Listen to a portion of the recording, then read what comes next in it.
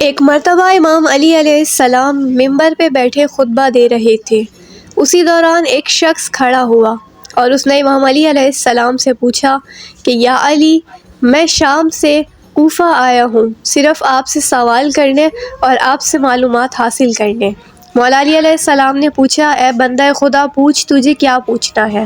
اس شخص نے کہا کہ یا علی، میں کائنات کے متعلق سوال کرنا چاہتا ہوں۔ پھر اس شخص نے ایک ایک کر کے سوال کیے۔ اس نے کہا، میرا پہلا سوال ہے کہ اللہ نے سب سے پہلے کس چیز کو پیدا کیا؟ میرا دوسرا سوال ہے کائنات کی 10 طاقتور چیزوں کے نام بتائیں۔ میرا تیسرا سوال ہے وہ کون سی چیز ہے جو سانس لیتی ہے مگر اس میں جان نہیں ہے؟ میرا چوتھا سوال ہے اللہ نے پہلے آسمان کو کس چیز سے پیدا فرمایا؟ میرا پانچواں سوال ہے آپ مجھے 7 آسمانوں کے نام بتائیں۔ میرا چھٹا سوال ہے آسمان کے تالوں اور ان کی چابیوں کے بارے میں بتائیں۔ میرا 7واں سوال ہے زمین کی سب سے بہترین وادی کا نام بتائیے۔ اور میرا 8واں اور آخری سوال ہے کہ اس روئے زمین پر سب سے بدترین اور خوفناک وادی کا نام بتائیں۔ آج آپ جس واقعے کے بارے میں سننا چاہ رہے ہیں وہ حدیث کی مستند کتب میں شمار ہے۔ کتاب القصاص باب نمبر 10 حدیث نمبر 25 میں یہ واقعہ موجود ہے جو آج ہم آپ کو اپنی داستان میں مکمل سنائیں گے کہ آخر کیا سوال تھے اور ان سوالوں کے جواب میں مولا علی علیہ السلام نے کیا فرمایا۔ امام علی علیہ السلام نے فرمایا کہ جو تمہارا پہلا سوال ہے کہ اللہ نے سب سے پہلے کس چیز کو پیدا کیا، تو اللہ نے اس زمین میں سب سے پہلے نور کو پیدا کیا ہے۔ تمہارا دوسرا سوال کائنات کی 10 طاقتور چیزیں، تو اس دنیا میں سب سے زیادہ طاقتور پتھر ہے اور پتھر سے بھی زیادہ طاقتور لوہا ہے جو پتھر کو کاٹ دیتا ہے۔ پھر اسی طرح اس سے بھی زیادہ طاقتور آگ ہے، آگ جو لوہے کو پگھلا دیتی ہے۔ اور اس کے بعد آتا ہے پانی، کیونکہ پانی آگ کو بھی بجھا دیتا ہے، لہٰذا پانی آگ سے بھی زیادہ طاقتور ہے۔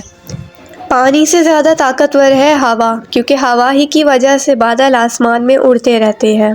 اور ہوا سے بھی زیادہ طاقتور ہے فرشتہ، کیونکہ جو فرشتہ ہی ہے جو ہوا کو چلا رہا ہے۔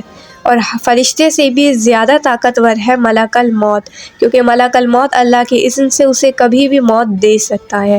اور ملک الموت سے بھی زیادہ طاقتور ہے موت، کیونکہ موت اللہ کے حکم سے اسے بھی آنی ہے۔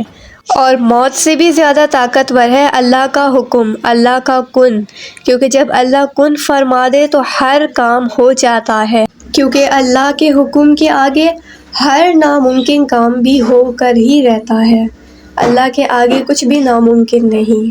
اے بندہ خدا، تمہارا تیسرا سوال کہ وہ کیا چیز ہے کہ جو چلتی ہے مگر اس میں سانس نہیں ہے، تو اللہ نے قرآن میں قسم کھائی تھی، قسم ہے رات کی جب وہ جانے لگے اور اس صبح کی، وہ سانس لے کر آنے والی صبح۔ یہ چاند، یہ سورج، خلا میں رہنے والی ہر شے اللہ کی اطاعت کرتی ہے، اس لیے اللہ نے ان کے بھی بارے میں قسم کھا کے فرمایا کہ قسم ہے اس رات کی کہ جب وہ جانے لگے اور اس سانس لیتی ہوئی صبح کی جو آنے لگے۔ لہٰذا ہر وہ چیز جو 7 آسمانوں اور زمینوں کے درمیان رہتی ہے وہ سب اللہ ہی کی حمد و ثنا اور اس کی تسبیح بیان کرتے ہیں، مگر عام انسان ان کی تسبیح کو سمجھنے سے قاصر ہے۔ قرآن پاک کی اس آیت میں 7 آسمانوں اور زمینوں کے درمیان اور ان کے آپس میں تسبیح کر کے اللہ کی عبادت کرنے کے بارے میں ذکر ہوا ہے، جسے عام انسان سمجھنے سے قاصر ہے اور انسان کی عقل وہاں تک نہیں پہنچ سکتی۔ تمہارا چوتھا سوال کہ اللہ نے آسمان کو کس چیز سے خلق کیا ہے، تو اللہ نے آسمان کو بخارات سے بنایا ہے۔ وہی بخارات کہ جب انسان پانی کو ابالتا ہے تو ہوا میں اڑ کر بنتے ہیں، اللہ نے انہی بخارات سے آسمان کو خلق کیا ہے، یعنی اللہ نے بخارات ہی کے ذریعے آسمان کو بنایا ہے، پیدا کیا ہے۔ تمہارا 5واں سوال ہے کہ آسمانوں کے نام بتائے جائیں، تو آسمانوں کے نام مختلف ہیں۔ پہلے آسمان کا نام رافی ہے، جسے پانی اور دھوئیں سے خلق کیا ہے۔ دوسرے آسمان کا نام کیزوم ہے، جس کا رنگ تانبے کے جیسا ہے۔ تیسرے آسمان کا نام مرعوم ہے اور اس کا رنگ سرخ ہے۔ چوتھے آسمان کا نام ارفلون ہے اور یہ آسمان چاندی کے رنگ جیسا ہے۔ 5ویں آسمان کا نام ہلہن ہے اور یہ آسمان سونے کے رنگ جیسا ہے۔ چھٹے آسمان کا نام ایروس ہے اور یہ آسمان یاقوت کے رنگ کا ہے۔ ساتویں آسمان کا نام اجمہ ہے اور یہ نورج کے رنگ سے بنا ہے۔ اور اگلا سوال کہ تم آسمانوں کے راستوں، ان کے تالوں اور چابیوں کے بارے میں پوچھنا چاہ رہے تھے، تو آسمان کے تالے ہیں شرک۔ جب کوئی شخص شرک کرتا ہے تو وہ انسان اللہ کی رحمت سے مایوس ہو جاتا ہے، اور ان کی چابی ہے اللہ سے توبہ۔ انسان اگر آخری وقت میں بھی خدا سے توبہ کر لے تو وہ اس چیز سے آزاد ہو جاتا ہے۔ مختلف کتابوں میں یہ روایت درج ہے کہ اللہ نے آسمانوں میں مختلف دروازوں کو درج کیا ہے کہ جن کے ذریعے بہت سے پیغمبروں نے معراج کی، اور رسول خدا نے بھی انہی کے ذریعے اللہ کی سے ملاقات کی تھی، یعنی جب وہ معراج پہ گئے تو وہ انہی راستوں سے ہوتے ہوئے اللہ سے ملاقات کے لیے گئے تھے۔ چنانچہ پہلے آسمان پر حضرت آدم، دوسرے آسمان پر حضرت یحییٰ و عیسیٰ، تیسرے آسمان پر حضرت یوسف اور چوتھے آسمان پر حضرت ادریس، جبکہ پانچویں آسمان پر حضرت ہارون اور چھٹے آسمان پر حضرت موسیٰ علیہ السلام رہتے ہیں، اور ساتویں آسمان پر حضرت ابراہیم علیہ السلام رہتے ہیں۔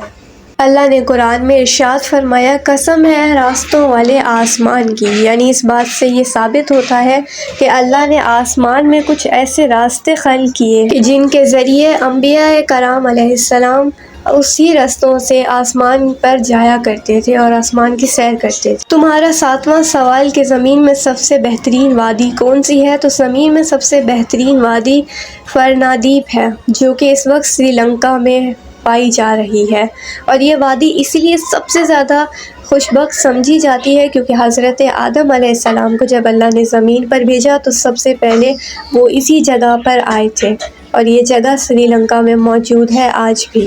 تمہارا آخری سوال کہ روئے زمین پر سب سے بدترین اور خوفناک وادی کون سی ہے، تو سب سے بدترین وادی یمن کی ہے جسے بربود کہا جاتا ہے، اور یہ وادی اس لیے سب سے خوفناک اور سب سے بدترین سمجھی جاتی ہے کیونکہ یہاں پہ مرنے والوں کو جہنم میں بھیجا جاتا ہے، اور جب انہیں جہنم میں بھیجا جاتا ہے تو وہ سبھی لوگ چیخ چیخ کر اللہ کے عذاب سے فریاد کرتے ہیں کہ اب ہمیں معاف کر دے اور ایک بار واپس سے ہمیں دنیا میں بھیج دے کہ ہم توبہ کریں اور سیدھے راستے پر آ جائیں، لیکن تب تک بہت دیر ہو چکی ہوتی ہے اور اللہ انہیں معاف نہیں کرتا، اور وہ لوگ اللہ کے عذاب میں لپٹے رہتے ہیں۔ مولا علی علیہ السلام ورسز سائنس۔ امید ہے آپ لوگوں کو یہ ویڈیو بہت پسند آئی ہوگی، آپ کے لیے انفارمیشن ملی ہوگی آپ کو، تو ملتے ہیں نیکسٹ ویڈیو میں، تب تک کے لیے اللہ نگہبان۔